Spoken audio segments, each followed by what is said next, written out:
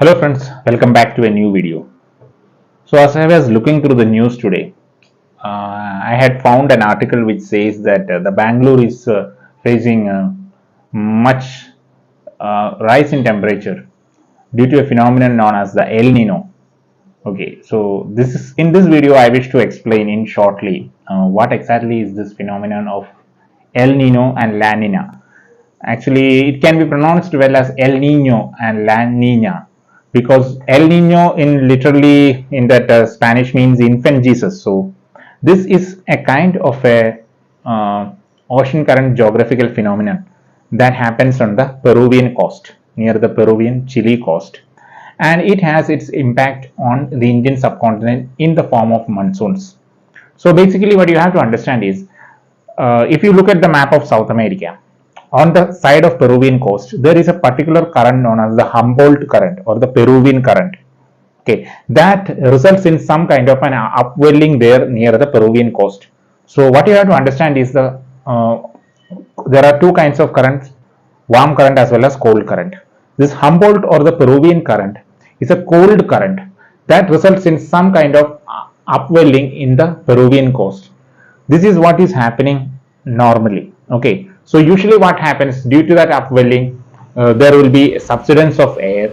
So along the ocean surface there will be a high pressure, right? And so once on the ocean surface there is a high pressure, that means on the top there is a low pressure. So usual scenario, there won't be much rainfall in the Peruvian coast. So now I will explain what El Nino is. El Nino is the reversal of the situation. So what will happen? A kind of a normal upwelling of ocean current does not happen. Subsequently, there will be, instead of a high pressure, there will be a low pressure near the ocean surface. So subsequently, there will be a high pressure on the top. That means there will be more air on the top, and after some point of time it will cool and it will rain. Okay, right now such a phenomenon is happening in the Peruvian coast. So what will happen? That means the winds that are coming from the Peruvian coast will cross the equator and then move towards its right, and in the Indian subcontinent they will split into two branches. One will go to the Coromandel coast to Bay of Bengal to the Shillong Plateau, and another will cause orographic rainfall in the Malabar as well as the Canara coast. So since this rainfall is happening there right now in the form of El Nino in the Peruvian coast, the wind that will be coming subsequently will have less moisture. So what will happen? Our monsoon will be lesser. So what will happen is this 2024 June July time or April May, during that time is going to be much hotter than what we usually experience. It's because of El Nino.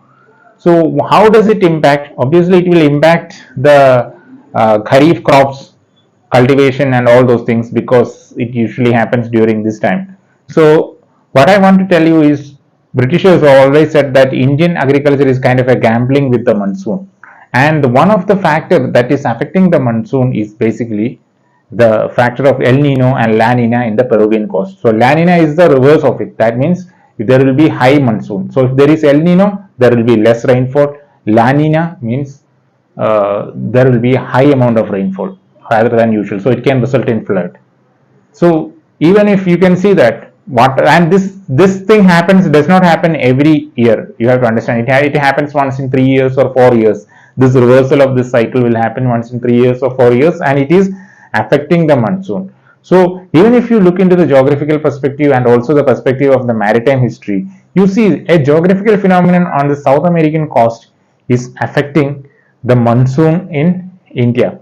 So this monsoon has helped in the cultural exchange between the African coast and the Indian peninsula, and it has resulted in the cultural as well as historical changes in these areas.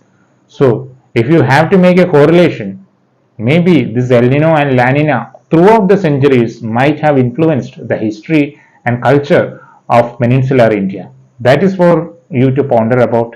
That's all I wanted you to understand. So have a nice day, take care, and please do subscribe the channel.